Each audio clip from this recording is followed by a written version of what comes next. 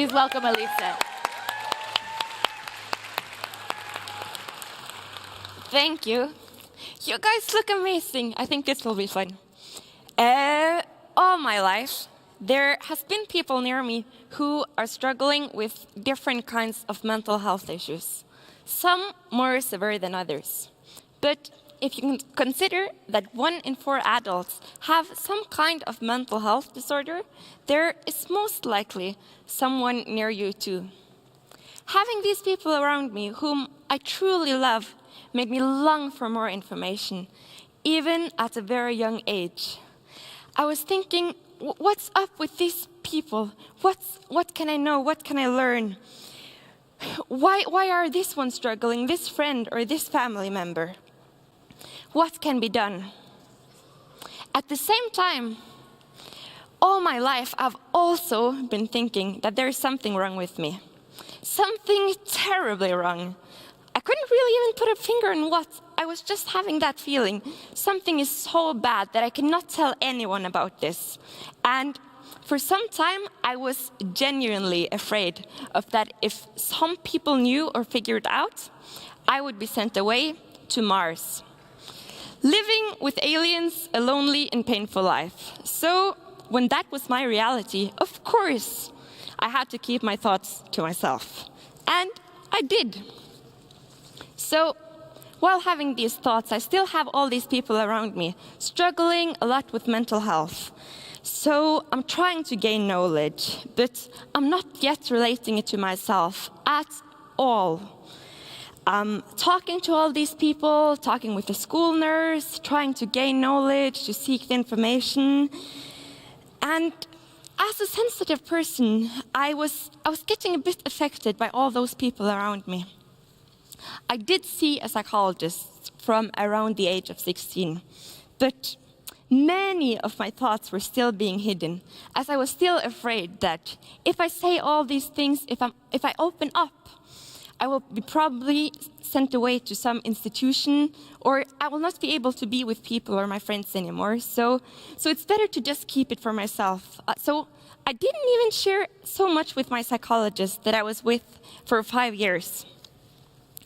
So, yeah, continuing to keep scary thoughts to myself. As I kept on with this, there was a famous radio host in Norway who was sharing about her experience with anxiety and with panic attacks. And when I heard this, I was shocked. And I was like, what? This is what's happening to me too.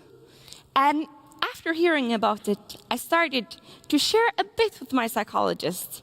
And she was confirming, yes, this is anxiety. No, it's not dangerous. Yes, it's a panic attack. No, you will not die. No, it's not somebody behind the door who's about to murder you. It's your thoughts. And maybe you can try to just notice that it's happening without really thinking too much more about it. Try to just be aware. And I did. And it was getting a bit better. I didn't really talk so much more about it or think so much more about it. But then I knew that what was happening was a panic attack and it was anxiety. I was not about to die, which is quite comforting to know. A few years later, the same radio host made a podcast about anxiety, and I'm a fan. So I listened to all episodes straight the same day as it was launched. It took me about 8 hours, and then I listened to all again, because I learned so much from it. The first thing I did was to get a new psychologist. The second thing was to tell all my loved ones about this podcast, because I was learning so much from it. Now, once again, everything was changing. I was originally searching for this information to be able to understand and support others. But suddenly, it was all about me. Everything that used to be wrong was not really wrong anymore. Now it was anxiety, and it was OCD. It was panic attacks and performance anxiety. I was suddenly a normal human being. I hadn't known that for 20 years, so it was quite a relief.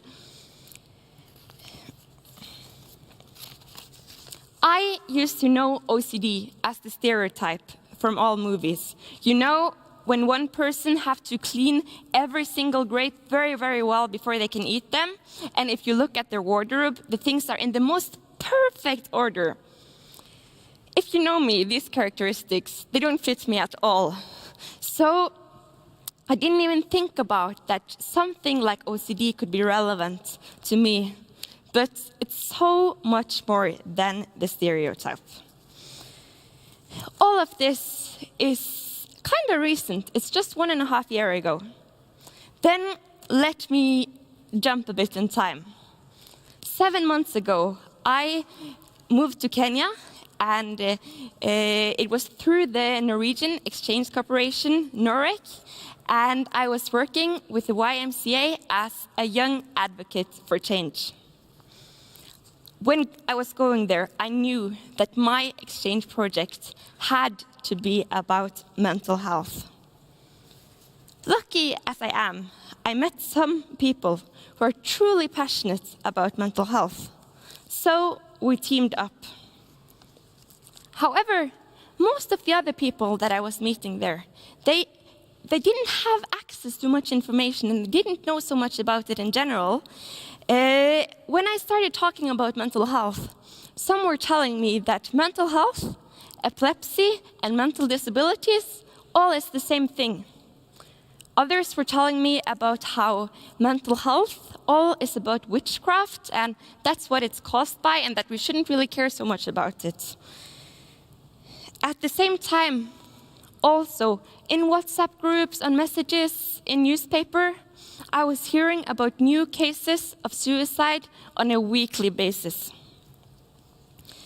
I knew something needed to be done. Step by step, the Mental Health Club started to become a reality. For the first time ever, the Kenyan YMCA now has a platform to talk about mental health. Almost every week now, there is a group of youth who come together in the YMCA to discuss various matters on mental health. Youth can meet professional counselors and psychologists, and also other youth who are interested in learning and knowing about mental health. They can also get information about where to get free counseling, talk to psychologists, and about crisis helpline. Kenya is not a unique example at all when it comes to that mental health is a taboo and that it's lack of information and knowledge. It's all over the world. I mean, it was with me all my life, and I'm from Norway. So I think it's the same pretty much everywhere. But we can all make a change, no matter what the state of our mental health is. After getting more knowledge about mental health and understanding what's up with all these thoughts, all I needed was to be seen, to be heard, and to be accepted. Youth all over the world need this, and I hope that the YMCA everywhere can provide this to the youth.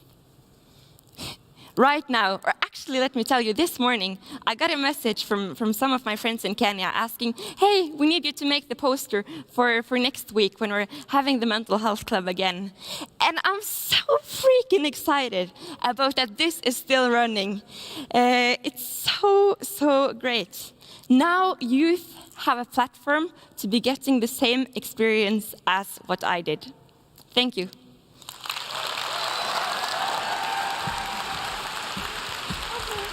All right, come sit down and I'll ask you a question. Join me in the living room. Thank you. So we have talked a lot about mental health. This is a passion area of mine as well, and has been since my time working with the Y. Things are different now. There are more conversations, more young people talking about important issues like mental health. At TED, we get talks from young people all over the world that have to do with anxiety, depression, pressure from school, cross-cultural issues that related to mental health. And I'm curious to know what you think we can do specifically with social media, because that's something that there's a lot of discussion about, it adding to, the complexity of how we build healthy mind, body, and spirit for young people. What do you do? Oh, social media, I think it's complicated because I think, or relating it to mental health, it can be both the best and the worst thing. Right. So it's all about how we use it. And of course, like, I think that, like, if you look at an old photo album, you haven't put every time you're, like, feeling miserable in life, you put the basically. good stuff. Yes. Put the good stuff and I up think there. we're using social media the same way, so I think it's a lot about that we should be very much aware of that whenever we see people are doing so perfectly fine, that we have to be aware that that's not how life is for anyone. It's not the whole story. Definitely. Right.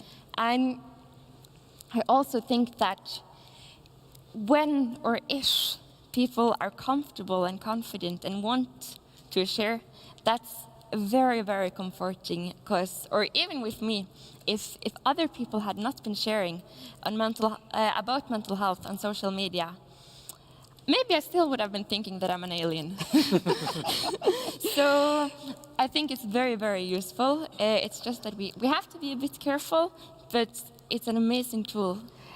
And that's something that I've noticed that you do as well. You talk about your own journey with mental health very authentically, which a lot of times can help give other people permission to learn on their own or explore or talk about their own journeys. So that's something that I think we can all take away, right? Yeah. Thank you. Yeah, thank you so much for joining us, Elise. Elise. Round of applause for Elise. Come on.